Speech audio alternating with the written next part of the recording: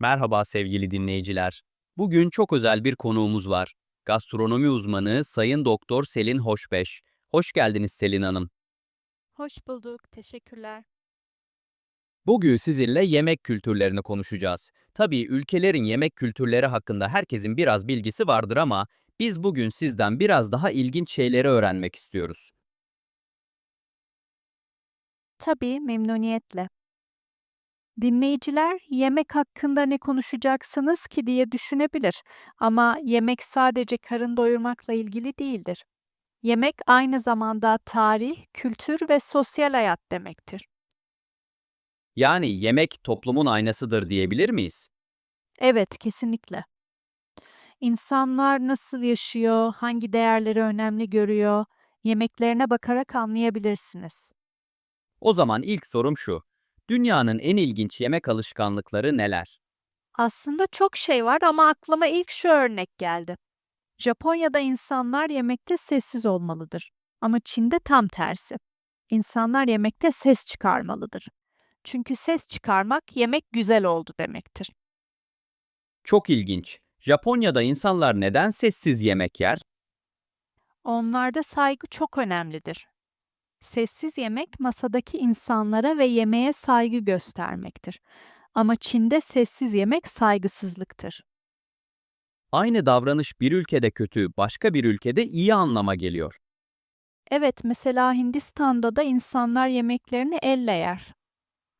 Bu çok normaldir, kültürün bir parçasıdır. Ama Avrupa'da ayıp sayılır. Kültürler arasındaki bu tür büyük farklar bana çok enteresan geliyor. Peki, malzemeler konusunda da bize ilginç bilgiler verebilir misiniz? Tabii vereyim. Fransa'da bazı insanlar salyangoz yer. Çin'de çekirge yerler. Afrika'nın bazı ülkelerinde, özellikle Batı Afrika'da yemeklerde yer fıstığını çok kullanırlar. Yer fıstığı tatlılarda olur genelde. Tuzlu yemeklerde de kullanıyorlar mı? Evet, soslarda çok kullanıyorlar. Türk mutfağında böyle farklı bir malzeme var mı? Bize farklı gelmiyor ama Türkiye'deki yoğurt kültürü yabancılara çok ilginç geliyor. Dünyanın birçok ülkesinde yoğurt vardır ama Türk mutfağında yoğurt çok özel bir malzeme. Çorba, yemek, meze, içecek, salata ve tatlılarda, yani her şeyde kullanıyoruz. Aa, öyle mi? Salatada ve tatlıda da kullanıyor muyuz? Hiç duymadım. Örnek verebilir misiniz? Tabii vereyim. Salata için yoğurtlu havuç salatasını örnek verebilirim. Aa, doğru. Ama ona mayonez koymuyor muyuz? Bazıları mayonez de koyuyor, evet. Peki bir de yoğurtlu tatlı örneği alabilir miyiz? Mesela yoğurtlu kek. Yoğurt keke yumuşaklık verir. Evet, haklıymışsınız. Gerçekten de yoğurdu her şeye koyuyormuşuz. Yabancılar garip bulmakta haklı. Peki ülkelerin yemeklerindeki en büyük farkları nerede görüyoruz? Ülkelerin sofralarındaki temel yiyeceklerde görüyoruz. Örneğin Türkiye'de insanlar çok ekmek yer. Japonya'da pirinç, İtalya'da makarna çok önemlidir. Neden bu kadar farklı? Çünkü iklim, tarım ve tarih farklı. Ülkelerin yemek kültürü bu faktörlere bağlıdır. Türkiye'de buğday çoktur, Japonya'da pirinç yetişir. Filmlerde hep Amerikan hayatını izleriz. O yüzden Amerika'yı sorayım. Orada durum nasıl? Amerika'da yemekler genellikle hızlıdır. İnsanlar işten çıkar, fast food yer. Çünkü orada zaman çok değerlidir.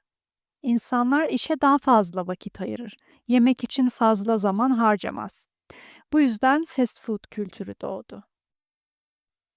Yani yemek kültürü ekonomiden de etkileniyor. Evet, kesinlikle. Yemek saatleri de ülkeden ülkeye değişiyor mu? Evet, mesela İspanya'da insanlar akşam yemeğini saat 10 gibi yer. Türkiye'de genelde 7 gibi. Peki neden İspanya'da bu kadar geç? Çünkü İspanya'da insanlar gündüz uzun bir öğle arası verirler. Buna siesta diyorlar, siz de biliyorsunuzdur. Sonra iş gece geç saatte biter. Bu yüzden yemek de geç olur. Geç yemek sağlıksız değil mi? Tabii, aslında çok sağlıklı değil ama onların alışkanlığı bu. Bedenleri de buna alışmış. Peki ülkemizde geçmişten bugüne yemek kültürü nasıl değişti? Eskiden Türkiye'de insanlar daha çok kuzu eti yerdi. Çünkü köylerde kuzu çoktu. Şimdi şehirlerde tavuk daha ucuz. Bu yüzden tavuk tüketimi arttı. Teknoloji de yemek kültürünü etkiliyor tabii. Eskiden insanlar yoğurdu evde yapardı, şimdi marketten alıyorlar. Evet, doğru. Bizim annelerimiz ev yoğurdu yapardı. Aslında bazıları hala yapıyor ve yoğurt makineleri çıktı.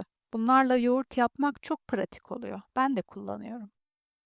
Peki sizce gelecekte yemek kültürü dünya genelinde nasıl değişecek?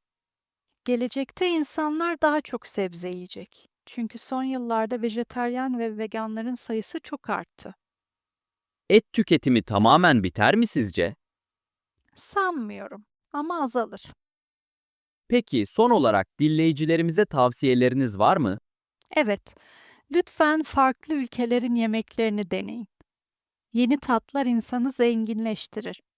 Ama sokak yemeklerini yerken temizliğe dikkat edin. Mesela hangi yemekleri önerirsiniz? İtalya'da pizza, Japonya'da ramen, Meksika'da takoyu mutlaka deneyin. Ama Meksika yemeklerine dikkat edin, çok acı olabilir. Yabancılar da Türkiye'de baklavayı denesinler. Çok teşekkür ederiz Selin Hanım. Bugün sizden çok şey öğrendik.